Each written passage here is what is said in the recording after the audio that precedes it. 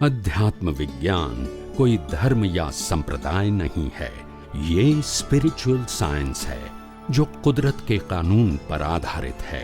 ये विज्ञान पूरे ब्रह्मांड के सभी रहस्यों को उजागर करता है और जीवन के सभी पहलुओं को समझने के लिए एक नई दृष्टि देता है।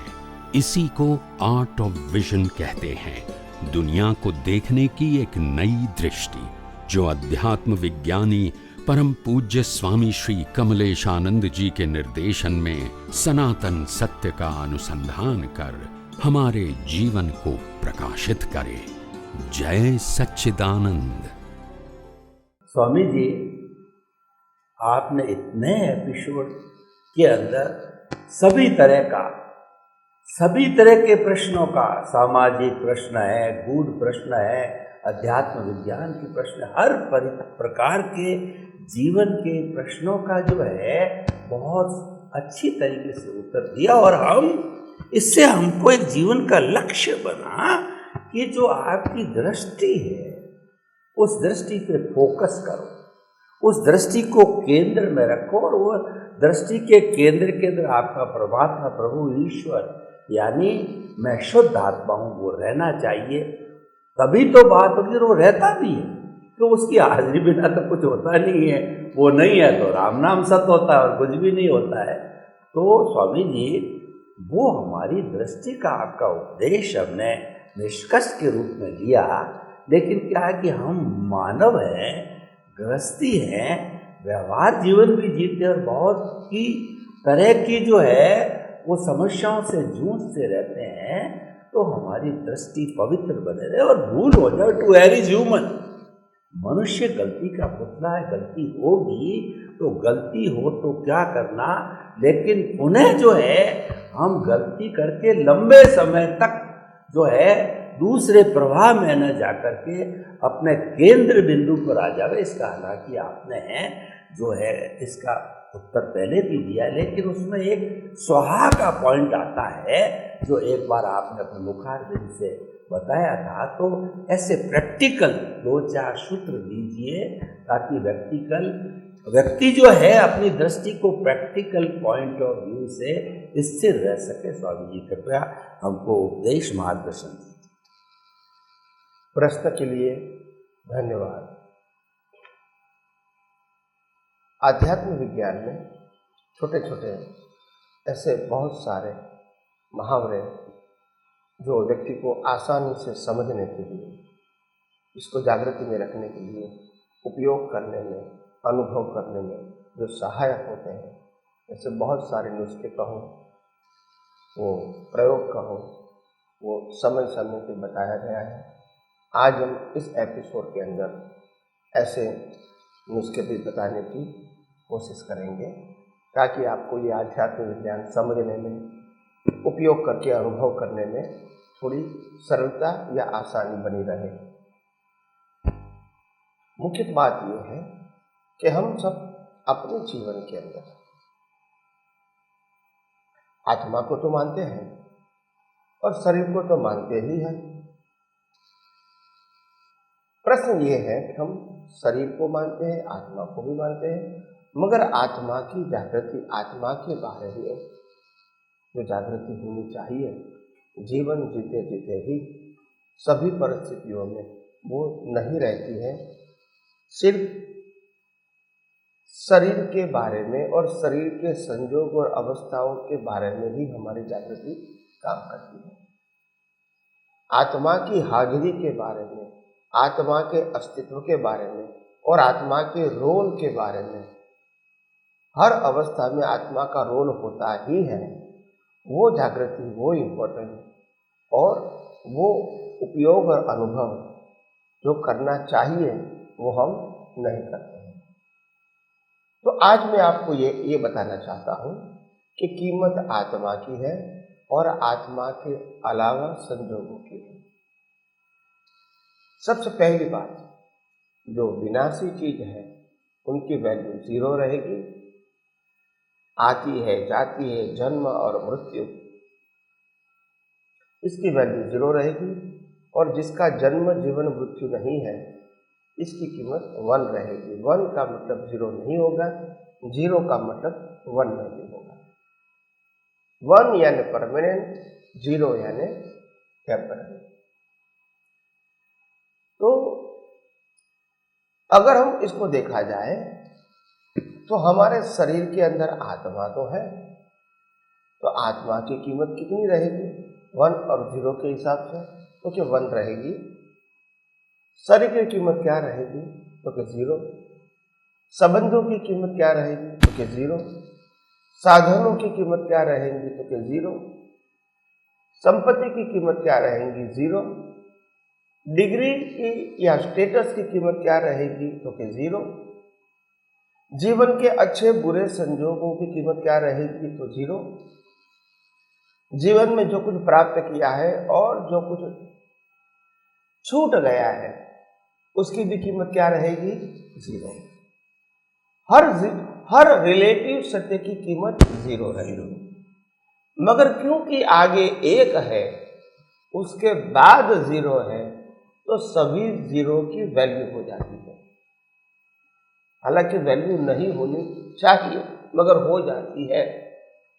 मेरे पास आत्मा है, इसलिए मैं शरीर के साथ अहम कर सकता हूं कि ये मेरा शरीर है, मगर आत्मा नहीं है तो नहीं करते। मेरे पास आत्मा है और संपत्ति है तो बोल सकता हूं कि ये मेरे पास इतनी संपत्ति है, मगर वही संपत्ति है और आत्मा निकल गया तो 0।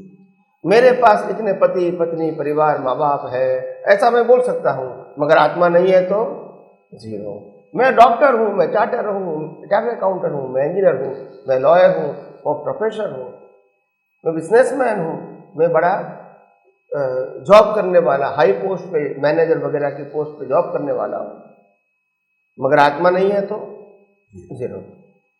हर अवस्था की कीमत आत्मा के आधार से है, नहीं कि उनकी स्वयं कीमत है। तो अवस्था की कीमत आत्मा की हाजिरी के बिना नहीं हो सकती है। तो हमको जीवन में ये समझना है कि जीवन को जीना है और व्यवहार सत्य को ध्यान में रखकर ही जीना है, वो भी हम मना नहीं करते हैं, मगर व्यवहार सत्य के सामने सनातन सत्य की इम्पोर्टेंट समझ के जीना है, ये हम भूल जाते हैं। व्यवहार सत्य की कीमत कम नहीं करता हूं, मगर सनातन सत्य की कीमत उसके आधार से ज्यादा है, क्योंकि उनके आधार से व्यवहार सत्य है। अगर सनातन सत्य नहीं है तो व्यवहार सत्य तो है ही नहीं। तो बात हमको समझनी पड़ेगी कि हम अपने जीवन के अंदर जिस प्रकार से जीवन जी रहे हैं उसमें हमको भले व्यवहार सत्य का इंपॉर्टेंट उस अवस्था के रूप में तो रहेगा, मगर आत्मा से ज्यादा इंपॉर्टेंट उसका नहीं रहेगा, क्योंकि वो अवस्था खुद ही टेम्पररी है और आत्मा तो परमानेंट है, जो सभी अवस्थाओं के अंदर उनकी हाजिरी है। मगर सभी अवस्था की हाजिरी परमानेंट नहीं है। वो आएगी जाएगी, शुरुआत होगी एंड होगा, जन्म होगा मृत्यु होगा, फायदा होगा नुकसान होगा। आज मेरा है, कल दूसरे का भी हो सकता है, सत्ता संपत्ति संबंध और साधन। तो और लास्ट में कम से कम अगर जीवन भर तक रहा तो भी अंत में तो छोड़ना ही है, इसमें कोई ऑप्शन नहीं है। तो जो टेम्पररी है वो टेम्पररी प्रूव होगा ही, आप मानो या न मानो। तो फिर हम टेम्पररी के साथ परमानेंट की कीमत क्यों नहीं करें, क्योंकि वो तो साथ में आने वाला है, इसका अंत आएगा नहीं। तो मैं ये कहता हूँ जीवन में भले अवस्था के रूप में टेम्पररीली 0 की वैल्यू जरूर करो, मगर परमानेंट की वैल्यू भूल के 0 की वैल्यू करने की जरूरत नहीं है। तो मैं समझता हूँ आध्यात्म के मार्ग में, आत्मा की अनुभूति के मार्ग में आप धीरे धीरे इस एग्जाम्पल के द्वारा या एग्जाम्पल की सोच द्वारा आप आगे बढ़ सकते हैं और आत्मा की वैल्यू समझ के धीरे धीरे रिलेटिव सत्य की वैल्यू अवस्था के मुताबिक खत्म करके केवल आत्मा का ही वैल्यू रहे, क्योंकि हमको आत्मा की ही अनुभूति करना है। यह आध्यात्म विज्ञान का सार है। तो आपको ये बात समझनी पड़ेगी। दूसरी बात, सेंटर एंड सर्कल। कोई भी सर्कल सेंटर के बिना नहीं होता है। सेंटर होता है, सर्कल थोड़ा छोटा बड़ा हो सकता है, सर्कल टेम्पररी भी हो सकता है, लंबे समय के लिए भी हो सकता है, मगर सर्कल विनाशी होता है और सेंटर सभी अवस्थाओं में स्थिर होता है। तो हमको समझना पड़ेगा जीवन में आत्मा वो सेंटर है और शरीर और उनकी अवस्था वो सर्कल है। उत्पन्न होगा, नाश होगा, जन्म होगा, नाश होगा, आएगा, चला जाएगा, ये सब कुछ होता रहेगा। सत्ता, संपत्ति, संबंध और साधन, और जन्म, जीवन, मृत्यु भी होता रहेगा। तो सेंटर है आत्मा। सभी सर्कलों के बीच भी सेंटर को मत भूलो, क्योंकि सेंटर तुम है और सर्कल कुदरत का है। वो आएगा और चला जाएगा, उसका बिगिनिंग भी है, एंड भी है, प्राप्ति भी है और नुकसान भी है। तो ये सब होता रहेगा, मगर सेंटर तो हर हमेशा रहेगा। तो जीवन में सेंटर को छोड़ के सर्कल की कीमत मत करो, सेंटर की ही कीमत करो। सर्कल तो उत्पन्न होगा और नाश होगा, अपने आप आया है और अपने आप समाप्त हो जाएगा। तो इसीलिए अगर ये बात समझोगे तो भी आपको आध्यात्म के जीवन में आगे बढ़ने में ये एग्जाम्पल आपको सहायक बन सकता है। तीसरी बात है आध्यात्मिक यज्ञ। यज्ञ शब्द जब हम सुनते हैं तो हमको मालूम होता है यज्ञ का मतलब स्वाहा करना, होम करना, हवन करना, इसको ही हम यज्ञ बोलते हैं। तो फिर यह आध्यात्म यज्ञ क्या है? आध्यात्म यज्ञ का मतलब इसमें भी तो स्वाहा करना है। क्या स्वाहा करना है? क्योंकि जो मैं नहीं हूँ और मेरा नहीं है फिर भी मेरे पास है, इसीलिए मैं उसको मैं और मेरा नहीं मानता हूँ, तो फिर मैं उसको स्वाहा करता हूँ। तो यहाँ स्वाहा करना और स्वाहा नहीं करना, उसके बीच लाइन ऑफ डिमार्केशन है। मैं आत्मा हूँ, मैं चेतन हूँ, मैं अविनाशी हूँ और मैं अनंत शक्ति वाला हूँ। ये मैं हूँ परमानेंट। इनमें से कोई भी वस्तु को, कोई भी अवस्था को स्वाहा नहीं करना है। मगर इनके अलावा शरीर है, सत्ता है, संपत्ति है, संबंध है, साधन है और उनके साथ जुड़े हुए बहुत सारी अच्छी बुरी अवस्था है। वो सभी अवस्था आके चली जाती है, तो हमको इस अवस्थाओं को, इस साधनों को, इस संबंधों को, इस संपत्ति को और इस शरीर को जागृति में रखने की जरूरत नहीं है। तो शरीर के साथ जुड़ी हुई सभी अवस्थाओं को आप स्वाहा करते रहो। जैसे कोई ने आपको मान दिया, कोई व्यक्ति ने आपको सम्मान दिया, तो मालूम होना चाहिए कि सम्मान तो शरीर को दिया, स्वाहा करो क्योंकि मैं शुद्धात्मा हूँ। किसी व्यक्ति ने शरीर का अपमान किया, स्वाहा करो मैं शुद्धात्मा हूँ। किसी व्यक्ति ने हमको हेल्प किया, स्वाहा करो क्योंकि मैं शुद्धात्मा हूँ। किसी व्यक्ति ने हमारा नुकसान कर दिया, स्वाहा करो मैं शुद्धात्मा हूँ। कोई कहते हैं तुम युवा हो, बालक हो, वृद्ध हो, स्वाहा करो मैं शुद्धात्मा हूँ। कोई कहता है तुम सशक्त हो, स्वाहा करो मैं शुद्धात्मा हूँ। कोई कहता है तुम कमजोर हो, स्वाहा करो मैं शुद्धात्मा, क्योंकि वो मैं नहीं हूँ। मैं नहीं हूँ फिर भी लोग कहेंगे, तो आप वो बिलीफ को क्या करो, ताकि आप कौन है वो जागृति में रहे। बिलीफ की जागृति की जरूरत नहीं है, तो बिलीफ को स्वाहा करना है। तुम पैसे वाले हैं, स्वाहा करो। तुम गरीब हैं, स्वाहा करो। तुम शादीशुदा है, स्वाहा करो। तुमने शादी नहीं किया है तो स्वाहा करो। तुमको बच्चे हैं, स्वाहा करो। तुमको बच्चे नहीं हैं, स्वाहा करो, क्योंकि ये सब रिलेटिव सत्य है। ये तुम नहीं हो और तुम्हारा भी नहीं है। तो जो अवस्थाएं आती है उनके साथ जो बिलीफ जुड़ी है, वो बिलीफ को क्या करना है, कोई कहता है तुम बहुत पैसे वाले हैं, वो बिलीफ को स्वाहा करो, पैसे को स्वाहा नहीं करना है। तुमके पास 5 बच्चे हैं तो उसको स्वाहा करो, क्योंकि 5 बच्चे जो है वो शरीर के हैं, तुम्हारे नहीं। तो मेरे 5 बच्चा है वो बिलीफ को स्वाहा करो, शरीर का है वो तो रहेगा, इनको स्वाहा नहीं करना है। मगर मैं शुद्ध आत्मा हूं तो मेरा बच्चा नहीं है, तो ये बिलीफ मेरे लिए या तो आत्मा की अनुभूति के लिए जरूरी नहीं है। तो बिलीफ को स्वाहा करना है। क्या करना है? बिलीफ। ताकि मेरी जो शुद्धात्मा बिलीफ है, उनकी क्वालिटीज, उनका नेचर और उनका अस्तित्व क्या है, वो धीरे धीरे मेरे को ये स्वाहा करने के बाद समझ में आएगा हु आई एम।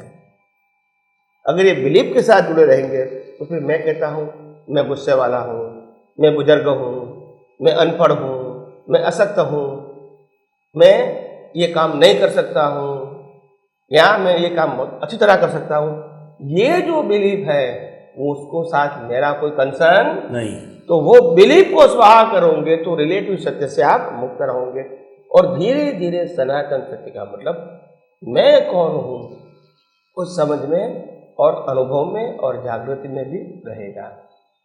तो ये एक प्रकार का एक प्रयोग है, और वो प्रयोग से हमको आगे बढ़ना है।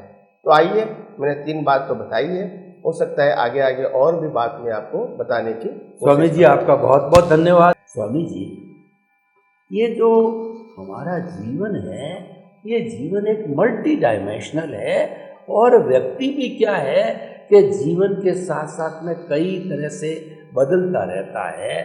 चाहे आपका व्यापारिक जगत है, पारिवारिक जगत है, और बाल बच्चे वाला है, माता है, पिता है, तो ये सारा जो बदलाव आता रहता है, इस बदलाव के अंदर हम प्रारंभ से अंतिम तक हमारे जीवन के अंदर जो है वो बहुत अच्छा कर सके कुछ तो कुदरत के हाथ में। लेकिन हमारे भीतर ऐसा चिंतन, विचारधारा, ऐसा दृष्टिकोण बना रहे कि समय थोड़ा ही है, तो मैं तो उपदेश के रूप में ही बताना चाहता हूँ।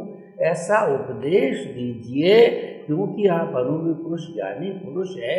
एक व्यक्ति हर परिस्थिति के अंदर संभाव में रहे, एक जैसा बना रहे, वो हालांकि उसका रिलेटिव पुरुषार्थ है, लेकिन उसका अपना महत्व है, कुदरत का भी है। तो कृपया आपका उपदेश दीजिए ताकि कि हम उसके अनुरूप बन सके, उपदेशात्मक। धन्यवाद। सबसे बड़ी बात है, उपदेश तो काफ़ी सरल है। हर मन वचन काया की अवस्थाओं को, मन वचन काया की अवस्थाओं को जितना आप कुदरती रचना देखोगे, इतना ही आप सहज और स्वस्थ रहोगे, चिंता मुक्त रहोगे।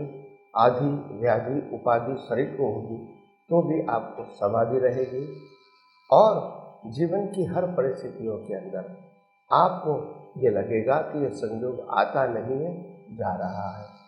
और दूसरी बात, जब कुदरती रचना ही देखोगे तो फिर हम कुछ प्राप्त करेंगे या कुछ नुकसान करेंगे, कुछ पाएंगे या खोएंगे, वो सब्जेक्ट नहीं रहेगा।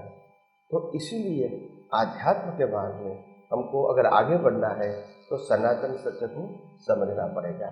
आइए हम सब नए एपिसोड में और आध्यात्म विज्ञान की बात करते रहेंगे और अपना ज्ञान दर्शन परिपक्व करते रहेंगे। स्वामी जी, बहुत सरल बात, जैसे कि तोते को रटाया जाता, बच्चे को रटाया जाता, आप तो रट करके अपनी दृष्टि में बिठा दीजिए कि मन वचन काया से मुक्त ऐसा मैं शुद्ध आत्मा हूँ, और मन वचन काया कुदरती रचना है, मन वचन काया कुदरती रचना से मुक्त ऐसा मैं शुद्ध आत्मा हूँ। ये टोटलिटी के अंदर आ गया, इसको मान के चलते हैं, और कोई इधर उधर ज़्यादा डिटेल पजल की भी आवश्यकता नहीं है, तो निश्चित तौर से हम शाश्वत सुख को प्राप्त कर सकते हैं। स्वामी जी आपका बहुत बहुत धन्यवाद। कृतज्ञता। जय जय सच्चिदानंद।